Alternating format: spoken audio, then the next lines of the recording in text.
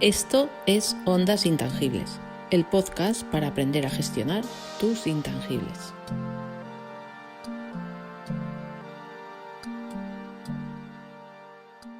Hola, ¿qué tal? En este vídeo vamos a explicar otra de las condiciones indispensables para negociar y firmar en un acuerdo de cesión de nuestros derechos, de nuestros intangibles. Y es si esa cesión es gratuita o, sin embargo, esa cesión genera una remuneración a nuestro favor. Un pago que debe realizar la parte cesionaria, quien adquiere ese derecho, ese intangible, y nos lo tiene que realizar a nosotros, que somos la parte autora o la parte que es titular original de ese derecho. Cuando hablamos de forma gratuita, estamos hablando de que la cesión puede ser a 0 euros. Y esto es totalmente legal, es un pacto, es una negociación que hemos realizado entre dos partes y hemos decidido que una de las partes, que es la titular del derecho, la titular del intangible, cede ese derecho a 0 euros a la otra parte. Aquí, pues seguro que os habéis encontrado en muchísimas ocasiones en esta situación, participando pues, en proyectos no lucrativos, en proyectos altruistas, en proyectos divulgativos, en los que quien gestiona ese proyecto pues, no tiene suficiente autonomía económica como para pagar a todas las personas artistas o todas las personas que participan en ese proyecto. Sin embargo, lo que debéis de tener en cuenta, y es lo que me gustaría que también tuvierais conciencia, es que solo la persona autora que crea una obra intelectual o quien es titular de un intangible es la que tiene la capacidad de decidir si cede ese intangible de forma gratuita o no y durante cuánto tiempo. Aquí podéis jugar con esas otras condiciones que hemos visto en vídeos anteriores en los que hablamos, por ejemplo, de la duración del ámbito territorial. Se puede ceder de forma gratuita durante un tiempo determinado, a la espera después de que, si el proyecto tiene éxito y empieza a generar beneficios, se pueda recalcular esa condición sobre la cesión gratuita.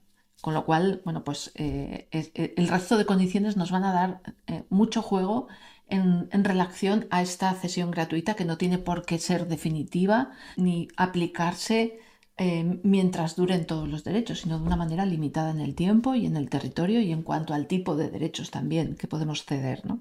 En el caso de marcas, patentes y diseños también podemos cederlos de forma gratuita durante un tiempo determinado y no durante todo el tiempo en que estén vigentes esos derechos de propiedad industrial, lo mismo un secreto comercial o un derecho de imagen, por ejemplo, ¿no? Esto es la primera opción, cesión gratuita o a 0 euros, que debe de constar en el contrato, en el acuerdo de cesión de derechos. La segunda opción es que esa cesión genere una remuneración, un pago que nos van a realizar cuando cedemos ese intangible, cuando cedemos ese derecho. Ya hemos visto en un podcast que hemos tratado concretamente la cuestión de la valoración económica del derecho. Fijar esa remuneración en el acuerdo de cesión de derechos requiere de la aplicación de métodos de valoración económica del derecho. Pero una vez que ya ese derecho está valorado económicamente, en el siguiente paso, que sería la firma del acuerdo de cesión de derechos, debemos de plasmar esa cantidad económica que vamos a recibir por la cesión de nuestros intangibles. Aquí tenemos dos posibilidades, y es que nos paguen una cantidad única, una cantidad fija, X euros, o que nos paguen un porcentaje de los ingresos o de los beneficios que van a obtener por la explotación de nuestro derecho. La cantidad fija puede ser tanto para intangibles como los derechos de autoría o derechos conexos, como para intangibles como marcas, patentes, diseños, secretos comerciales.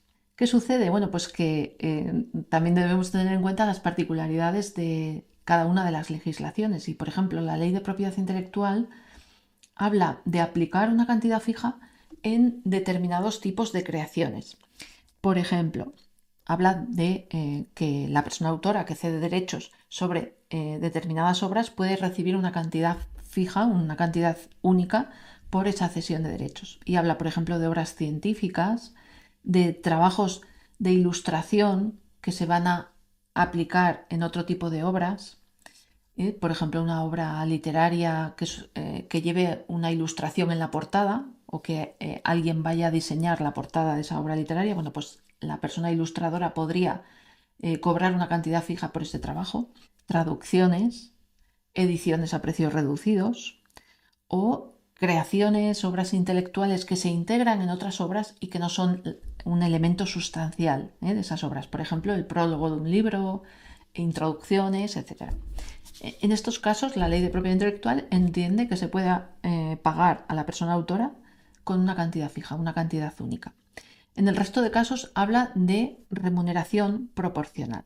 ¿Y qué es la remuneración proporcional? Bueno, pues es el porcentaje que vamos a recibir y que deriva de los ingresos que obtienen con la explotación de nuestra creación o de los beneficios que obtienen. Y aquí veréis la diferencia. No es lo mismo recibir un porcentaje de los ingresos que un porcentaje de los beneficios, porque los ingresos son todas aquellas cantidades económicas que van a recibir la parte cesionaria por la explotación de nuestros derechos. Sin embargo, los beneficios son los ingresos menos gastos. Entonces, nos podemos encontrar con un acuerdo de cesión de derechos que hable de un porcentaje de los beneficios y empezar a cobrar cuando la parte cesionaria, la productora, la otra parte, la empresa, la entidad cesionaria de nuestros derechos y que explota nuestros derechos, haya cubierto todos los gastos del proyecto cultural. Así que ojo cuando estemos hablando de remuneración proporcional, de si es un porcentaje de los ingresos o es un porcentaje de los gastos. También tenemos otra norma que nos afecta en este ámbito de la remuneración y es el derecho que nos da la ley de propiedad intelectual para revisar esa remuneración. Podemos haber firmado un acuerdo de cesión de derechos con un precio, una remuneración concreta, pero si después podemos demostrar que ese precio es totalmente desproporcionado a los beneficios que han obtenido con la explotación de nuestros derechos, tenemos ese derecho de revisión que se aplica en los 10 años siguientes a la firma del acuerdo de cesión de derechos y que, bueno, por desgracia, solo se aplica a través de la vía judicial, es decir, deberíamos acudir a un órgano judicial para ejercitar ese derecho de revisión. Pero bueno, en cualquier caso tenemos esa opción también, ese derecho que me parece importante porque puede suceder que en el momento de firmar el acuerdo, bueno, pues el precio fuera uno, pero pasados 3, 4, 5 o los años que sean, siempre que no sean más de 10, nos hayamos dado cuenta de que la productora o la empresa que ha adquirido esos derechos está obteniendo ingentes beneficios con la explotación de nuestra obra. Entonces podríamos acudir a la vía judicial para revisar esa remuneración y obtener pues, una remuneración más justa, más equitativa en relación a los beneficios que se están obteniendo con nuestros derechos. Y aquí también un último consejo. Y esto nos lo estamos encontrando mucho en la firma de acuerdos de cesión de derechos, ¿no? En los que se dice que, claro, la parte autora ya cobrará de las entidades de gestión colectiva por la explotación de los derechos, ¿no? Por esos derechos. Y aquí me gustaría que quedara muy claro que firmar un acuerdo de cesión de derechos privado entre dos partes no tiene nada que ver con la remuneración que vamos a obtener de las entidades de gestión colectiva una vez que la obra está en circulación. Podemos ser autores o autoras de una composición musical que va a formar parte de una producción audiovisual. Bueno, pues con la productora audiovisual vamos a firmar un acuerdo de cesión de derechos y un precio o un porcentaje de los ingresos o de los beneficios que obtenga la productora audiovisual con su proyecto audiovisual, con su película de cine, documental, etc.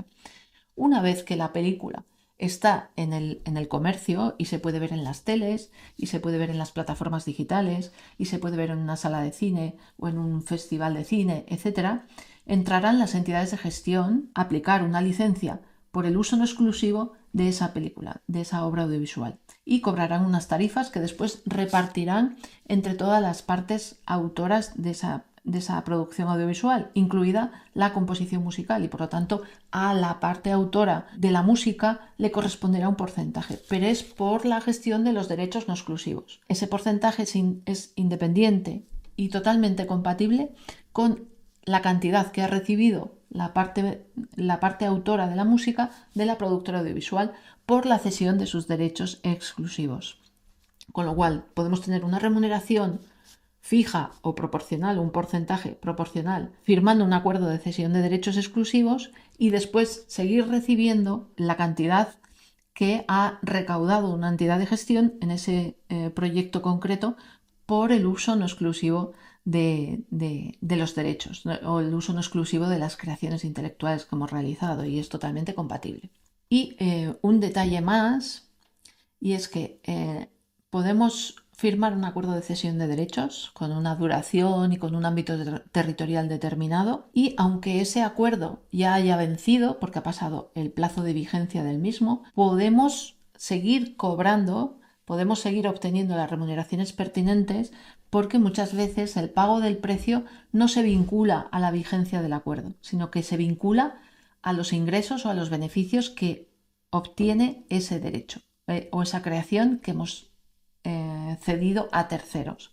Entonces, esa cláusula de remuneración es importante porque puede ser la única condición que nos vincule a un proyecto cultural, aunque el acuerdo de cesión de derechos haya finalizado. ¿Por qué? Porque el precio está vinculado, está delimitado por los ingresos y los beneficios que derivan del proyecto, no por la vigencia del acuerdo de cesión de derechos, ¿vale? Como última recomendación. Nos vemos en el siguiente vídeo con unas recomendaciones finales sobre los acuerdos de cesión de derechos.